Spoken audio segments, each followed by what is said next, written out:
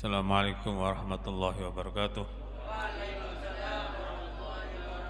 Alhamdulillahirabbil alamin wassalatu wassalamu ala asyrafil anbiya'i wal mursalin sayyidina wa maulana Muhammadin wa ala alihi washabihi ajmain wa ba'du. Para hadirin, tidak terasa kalau malam ini kita mengkholi Syekh Muhammad Khalil yang ke-103. Itu berdasarkan perhitungan Hijriyah. Kalau hitungan Masehi ini yang ke-100, karena beliau wafat pada tahun 1925 ya, 1925. Kiai Khalil ini memang ada 3 serangkai pada abad 20, yaitu Syekh Nawawi Banten, Syekh Saleh Darat, dan Kiai Khalil Bangkalan. Usianya hampir sama ya. Kiai Syekh Nawawi Banten lahir tahun 1813. Syekh Khalil lahir pada 1920. Syekh Saleh Darat juga lahir tahun 1820.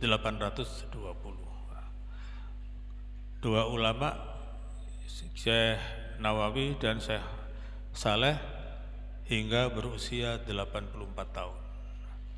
Tapi berbeda dengan Khalil Bangkalan. Kiai Khalil Bangkalan ini sampai usia 105 tahun. 105 tahun itu tidak pikun.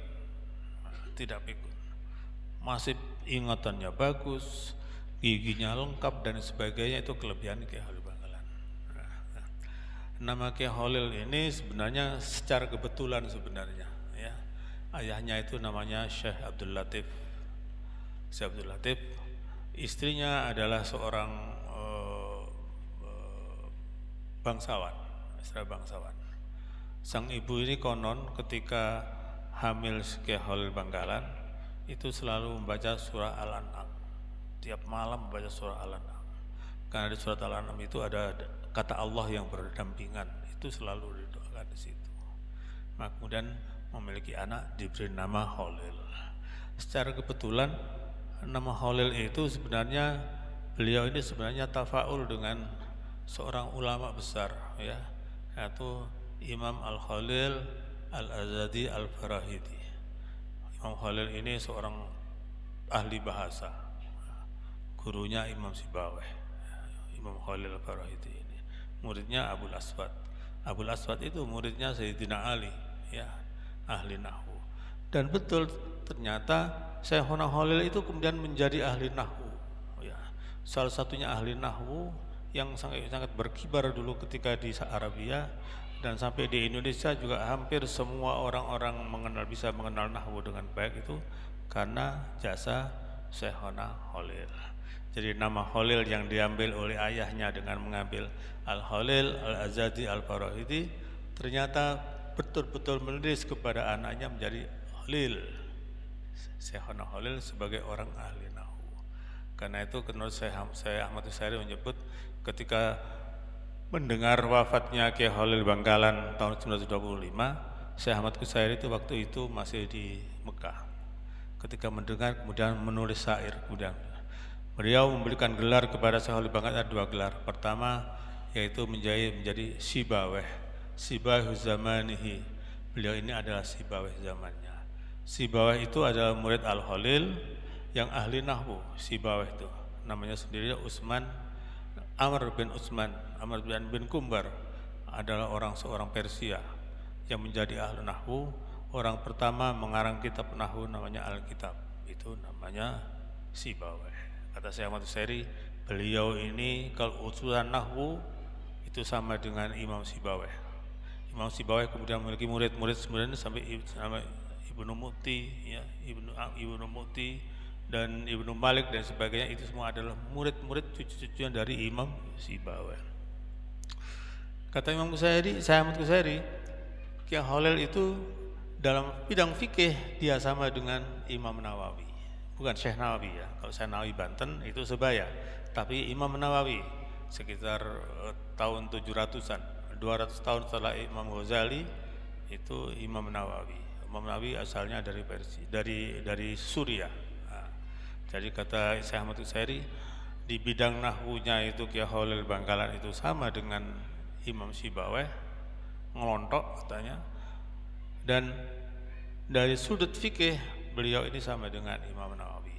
Imam Nawawi itu wafat umur 45 tahun dalam keadaan bujang, tapi karya-karyanya banyak. Yang paling terkenal itu Arba'in Nawawi, ya, kitab Arba'in, 40 hadis-hadis Imam Nawawi, Riyadhus Shalihin. Tapi ada karya besarnya namanya Al-Majmu' Syarah Muhadzab yang ditulis oleh Imam Nawawi. Tidak selesai karena beliau keburu wafat. Jadi pantas kalau almarhum Kiai Haji Hasan Abdillah itu mengholi Kiai Khalil Bangkalan ini sebagai tafaul karena kecintaan beliau kepada seorang ulama. Karena kalau tidak ada Kiai Khalil, tidak ada ulama di Pulau Jawa ini. Coba. Kiai Ahmad Dahlan pendiri Muhammadiyah itu berguru kepada Kiai Khalil. Kiai Hasyim Asy'ari berguru kepada Kiai Khalil Bangkalan dan sebagainya. Jadi perbedaan ada 3 ulama ini tadi, Kiai Syekh Nawawi. Syekh Nawawi itu lebih banyak pada pengarangan kitab, ada 115 karya yang ditulis oleh Syekh Nawawi. Kalau Syekh Saleh Darat, beliau menulis kitab dan juga mengajar, dan kitabnya itu dalam bahasa Jawa karena untuk mempopulerkan ilmu pengetahuan dengan bahasa yang lebih yang membumi, ya. Sementara Kiai Khalil tidak banyak karangannya, hanya 2 yang terbesar, yang lain-lainnya ada kecil-kecil risalah. Yang pertama adalah Matnus Syarif dan As-Silah, ada 2 kitab itu, ya. 2 kitab ini diterbitkan digandeng dengan karyanya Syekh Ahmad Usairi, Tanbihul Hijah. Nah, ini mengapa penting kehadiran Kiai Khalil? Karena Kiai Khalil itu hadir ketika sudah muncul percetakan. Jadi sebelum itu kita kalau mengaji itu menulis dulu, jadi dicatat sendiri. Tapi sejak Kiai Khalil itu sudah percetakan. Karena 1450 ditemukan alat cetak di Jerman, dan pemerintah Turki kemudian membeli alat cetak itu untuk mencetak Al-Quran dan kitab-kitab. Kemudian Mesir juga membeli kitab-kitab dan mulai dicetak banyak dan sebagainya, ya.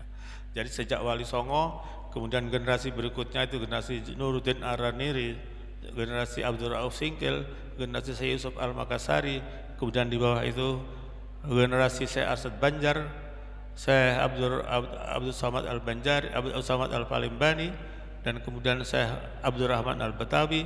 Di bawah itu kemudian muncul generasi ketiga ini, generasi ketiga literasi sudah mulai berkembang, yaitu dengan terbit dengan banyak beberapa penerbit.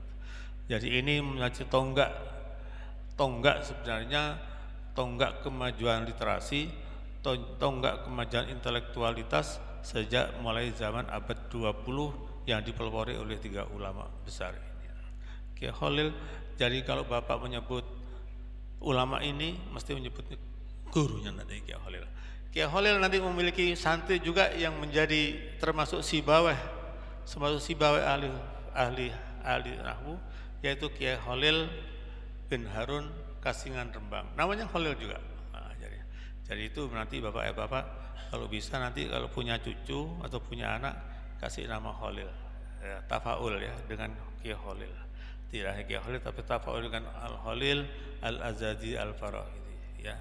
Kita ini sebenarnya menghadiri hall ini juga dalam rangka tafaul dan tabaruk dengan beliau, karena almarhum itu sangat mencintai ulama.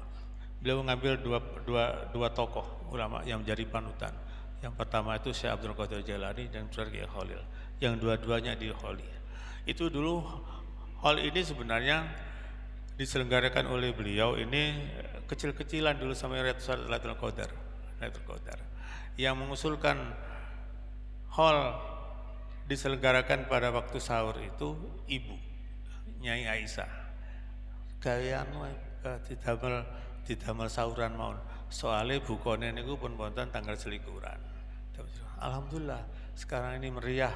Alhamdulillah 29 selikur juga meriah, 29 lebih meriah lagi. Jadi ini termasuk man sanna sunnatan hasanatan. Jadi apa yang sudah dilakukan oleh beliau menjadi kebaikan dan nular ini semua sampai sekarang.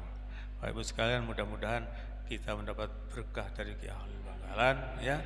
Kiai Khalil Bangkalan ini karena seorang wali besar, mudah-mudahan kalau kita tidak menjadi ulama sealim Kiai Khalil, mudah-mudahan anak-anak kita nanti bisa menjadi ulama seperti itu. Kalau tidak, ya tidaknya kita nanti bareng rombongan Kiai Khalil nanti di alam mahsyar. Ya, setengah. Bismillahirrahmanirrahim.